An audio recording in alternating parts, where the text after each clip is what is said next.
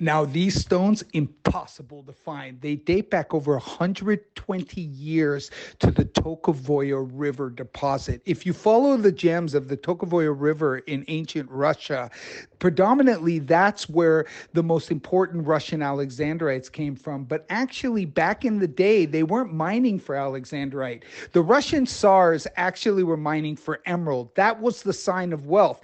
Alexandrite was the byproduct, it was the accidental gemstone. What they really wanted was the Russian emerald, the Tokovoya River Russian emerald, which is the finest neon green of any emerald in the world. This material is electric and it is antique and it is old, and the crystallization on it is remarkable. So if you like emerald that is alive, that pops, I mean, it's hard to compete with this emerald.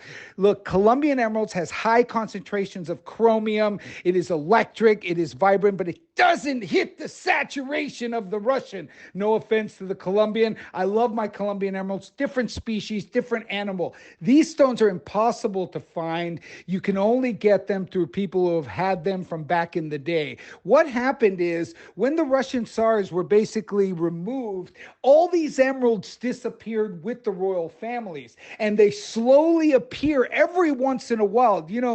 To be honest with you, in the last 35 years of working with gems all over the world, I've literally seen less than 20 Russian emeralds in my career. They're very, very uncommon and very collectible because they're like the old historic cashmere sapphire of the time, or, the old historic gems of the time. It's exactly like that, but these are the historical emeralds dating back well over 100 years. They are electric green. They are crystal and clean. They have excellent luster. They have beautiful color, and they are some of the finest, most important discoveries ever. And I can tell you, there is no other locale in the world that really has this type of look to it.